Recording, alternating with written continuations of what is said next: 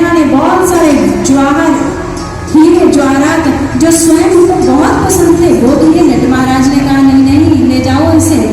मैंने कहा जो सबसे प्रिय है। तो मैना सोचने लगती है कि सबसे प्रिय कौन है। एक बार मन में विचार आया, सबसे अधिक प्रिय तो मेरी पुत्री पार्वती है मुझे। कहने लगी अरे मुझे तो सबसे प्रिय मेरी पुत्री है, इससे अधिक प्रिय कुछ है ही नहीं। तो नट महाराज ने कहा मैंने कहा जो सबसे प्रिय है वो मुझे दो। तो बस हो गया फैसला। आपको सबसे प्रिय आपकी पुत्री है वो आप मुझे दे दीजिए। माँ मैना को इतना क्रोध आया, क्रोधित होकर कहने लगी कि नट अपनी मर्यादा का उल्लंघन मत करो। अरे मेरी पुत्री मुझे प्रिय है पर पुत्री को नट के हाथों में कैसे सौंप सकती हूँ? तुम जानते नहीं हो मर्यादा के उल्लंघन का दंड क्या होगा। हिमवान जी क्रुद्ध हुए और मैना क्रुद्ध हो गई और सारी सभा क्रोधित हो गई। जैसे ही इस नट के ऊपर प्रहार करने लगते हैं, नट केवल अपना हाथ यूं करता है तो सभी बंधन में बंधते हुए विलुप्त होते जा रहे हैं। बचे मैना और हिमवान और पार्वती। कहने लगे क्या सोचा, आपने कन्या देनी है या नहीं? तो उन्होंने कहा नहीं, कन्या तो नहीं देंगे, पर हाँ तुम्हें ये कह देते हैं कि दोबारा कहीं किसी सभा में जाकर ऐसा उपहास मत कर देना, चले जाओ यहाँ से। नट महाराज जैसे ही वापस लौटे और इधर पार्वती का मन मायूस हो गया। कहने लगी माँ आप जानती हैं वो नट साधारण नहीं था। माँ ने कहा साधारण कैसे नहीं था, देखो कैसी कैसी बहकी बहकी बातें कर रहा था वो। पार्वती ने कहा माँ वो तो साक्षात नारायण भगवान शिव थे, वो मेरा हाथ मांगने आए थे, आपने इनकार कर दिया। मैंने उन्हें कहा था मर्यादा का उल्लंघन नहीं करूंगी, आप पिताश्री से हाथ मांग लीजिए। और भगवान स्वयं आए मेरी तपस्या से प्रसन्न होकर और आपने उन्हें उनके निवेदन को ठुकरा दिया। अब माँ मैना का मन मायूस है, हिमवान जी का मन मायूस है, कैसे हमसे भूल हो गई। और इधर भगवान शिव कैलाश पर विराजमान हो गए। समस्त देवता नारद जी के साथ जाकर कहते हैं कि प्रभु अब शीघ्रता से विवाह कर लीजिए। भगवान ने कहा विवाह कैसे करें, आपकी इच्छा की पूर्ति कैसे करें, क्योंकि अभी तो हिमवान और मैना ने इनकार कर दिया है, पार्वती का हाथ नहीं देंगे। इधर सभी देवता कहते प्रभु हमारी बड़ी इच्छा है, हार्दिक इच्छा है, शीघ्रता से शीघ्र आपका विवाह होगा, पूरे कैलाश पर आनंद की वर्षा होगी, समस्त जगत को आपका आशीर्वाद प्राप्त होगा। भगवान ने कहा मुख्य बात भी तो बता दो। मुख्य बात क्या है, तारक नाम के असुर ने तपस्या की है और उसको ये वरदान दिया है प्रभु ने कि जब तक शिव पुत्र जन्म नहीं लेगा तारक सुर का वध नहीं होगा। प्रभु कहने लगे तुम देव हो और मैं महादेव। अरे मुख्य बात तो बता दो। चापलूसी कर रहे हैं तो आपका विवाह होगा, प्रसन्नता होगी। बीच की बात यह है कि आपका विवाह होगा, आपके घर पुत्र का जन्म होगा और फिर तारकासुर का वध होगा।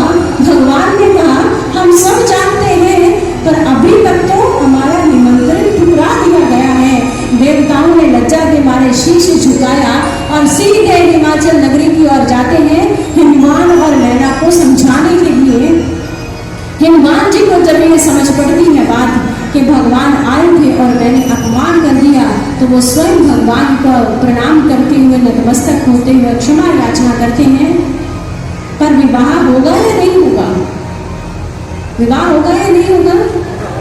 माँ पार्वती और शिव का विवाह होना चाहिए कि नहीं? अरे आप तो ऐसे बैठे जैसे सोचने लगे होना चाहिए, नहीं नहीं रिश्ता तोड़ ही देते हैं, ठीक ही जा रहा था। अरे बाबा आपको ये प्रूफ भी है कि विवाह हो गया था, हो गया था, तो फिर इतनी देर बोलने में क्यों लगाते हैं? भगवान शिव का पार्वती से विवाह हुआ कि नहीं हुआ? आपको विश्वास है हुआ? एक बार और जोर से बोल दीजिए, आपका विवाह हुआ? आपको अपने बारे में तो पता है, पूरा विश्वास है हुआ था। अरे आपसे पहले भगवान शिव का हो गया था, इसलिए भगवान शिव का विवाह पार्वती से होगा ही होगा। पर कैसे होगा?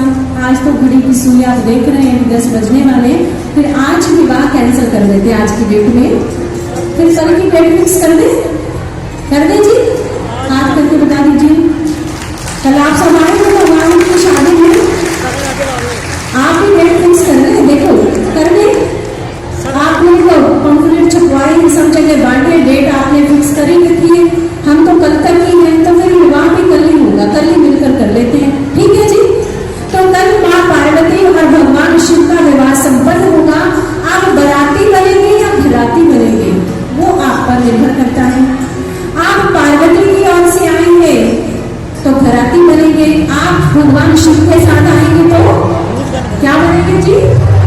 बाराती बनेंगे तो आपके पास दोनों ऑप्शन है और दोनों बड़े कल्याणकारी, बड़े शुभ है।